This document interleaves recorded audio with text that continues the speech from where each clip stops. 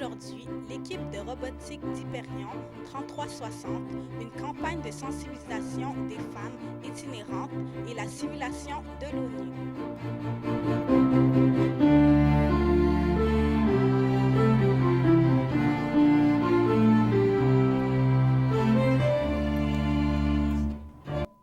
Bonjour et bienvenue à cette nouvelle édition de notre bulletin de nouvelles. Notre équipe de reportage formée de Marie-Ève Tessier et Maud Dinkel sont allés interroger une étudiante de l'équipe de robotique Hyperion 3360 de l'école secondaire de la Montée pour en connaître davantage sur ce beau projet. Hyperion 3360 est une équipe de robotique composée d'un groupe d'étudiants de l'école de la Montée. Ils font plusieurs compétitions, entre autres, l'an dernier, ils ont participé au Festival de robotique de Montréal, la compétition Toronto Central et la demi-finale de la division Newton à Saint-Louis. Les prochaines compétitions 2017 sont prévues pour le 23, 24 et 25 mars prochain. Pour en savoir plus, nous avons interrogé une participante du groupe Hyperion 3360. Bonjour. Bonjour. Est-ce que tu pourrais nous dire à quoi consiste cette compétition? Oui, dans le fond, il fallait construire un robot qui peut lancer des balles puis apporter des engrenages à une tour pour faire le plus de points possible puis gagner les parties pour ensuite gagner la compétition. Et combien de temps avez-vous mis pour fabriquer ce robot? C'était quoi les obstacles aussi que vous avez eu? On a eu 6 semaines pour construire le robot, puis c'est vraiment un gros travail. On a travaillé fort pendant 6 semaines, presque jour et nuit, pour réussir à finir le robot. Puis les obstacles, c'est aussi s'entendre au début sur la conception du robot, quel mécanisme on va utiliser, qu'est-ce qui est plus efficace pour faire les différentes tâches. Pour toi, c'est quoi les motivations? Pour moi, j'ai pas vraiment de motivation, c'est plus pour le plaisir d'être avec des amis, venir aux compétitions, c'est vraiment le fun. L'ambiance, c'est vraiment le fun. Mais il y en a qui ont plus de motivation, comme aller au cégep en génie mécanique ou aller en génie informatique, etc. Merci beaucoup. Merci. Reste à savoir si l'équipe Hyperion 3360 va réussir leur prochaine compétition. Ici Maud Dinkel à l'école secondaire de la Montée pour Santé Nouvelle.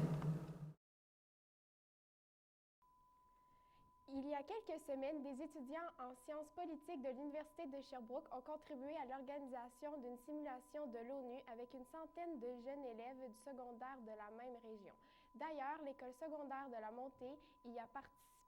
Il y a quelques semaines à peine, des étudiants en sciences politiques de l'Université de Sherbrooke ont contribué à l'organisation de la simulation de l'ONU avec une centaine d'élèves du secondaire de la même région. D'ailleurs, l'école secondaire de la Montée y participe. En parlant d'ONU, aujourd'hui nous avons avec nous 2 participants de l'ONU qui ont représenté la délégation de l'Haïti. Comment était-ce? Moi, je trouve ça vraiment enrichissant, puis ça nous apprend comment persévérer dans nos projets. Moi, j'ai beaucoup aimé l'expérience, puis j'ai aimé le fait que ça nous pratiquait de parler devant beaucoup de monde, puis que ça nous donnait de la confiance devant un public, puis j'ai vraiment aimé ce volet. Merci. Merci, ici Yassine Hamdi de la salle de nouvelles.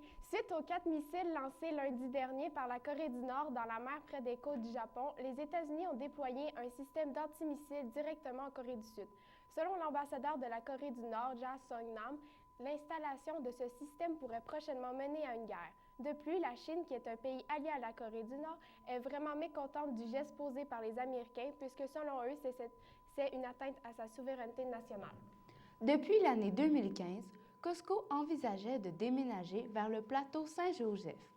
Jeudi le 23 février 2017, on apprend enfin que le projet a officiellement été déposé à la ville de Sherbrooke. Par contre, le maire de la ville, M. Bernard Sévigny, ne sait pas quand le projet pourra être présenté au conseil municipal. Costco voudrait s'implanter sur le terrain adjacent au centre de foire de Sherbrooke, à l'angle du boulevard Saint-Joseph et du boulevard Monseigneur-Fortier. Le magasin prévoirait aussi la présence d'une station-service d'environ une quinzaine de pompes à essence. L'entreprise souhaiterait débuter ses travaux en 2017, mais tout d'abord, il faudra l'approbation du gouvernement provincial avant d'effectuer tous travaux. Mercredi le 8 mars à Kaboul, une trentaine de personnes ont été tuées et une cinquantaine d'autres blessées lorsqu'un groupe d'hommes déguisés en médecins ont fait irruption dans un hôpital militaire, Sadar Dod Khan, situé en plein cœur du quartier lourdement protégé des ambassades. Un kamikaze aurait actionné des charges explosives dans le stationnement de l'hôpital. Ensuite, 3 assaillants armés de AK-47 et de grenades sont par la suite rentrés dans l'établissement. Après avoir semé la terreur durant 6 heures, les assaillants ont été tués. Le 18 février 2017, en soirée, une dizaine de serpents ont été volés dans une maison rurale de Thorold, en Ontario. Tout était venimeux, ont la capacité de tuer les humains. Parmi ces reptiles, on y retrouve un crotale diamantin, 5 cobras de variétés différentes, plusieurs vipères et une femelle boa constrictor albinos enceinte. Selon la police, l'individu ayant commis le crime aurait des connaissances en la matière. Pour les serpents venimeux, leur taille varie entre 12 à 106 cm. Pour ce qui est du boa, il n'est pas venimeux. Pour autant, mais avec sa force légendaire, il a la faculté d'entraîner la mort à ses victimes. Lorsqu'ils seront retrouvés, ils seront remis à leur propriétaire d'origine, selon l'enquêteur Gavin. Après la pause, le volet culturel de la commission scolaire de la région de Sherbrooke, le volet sportif, la question Vox Pop et en entrevue, Joanie Belle-Rose, intervenante du programme Accès 5.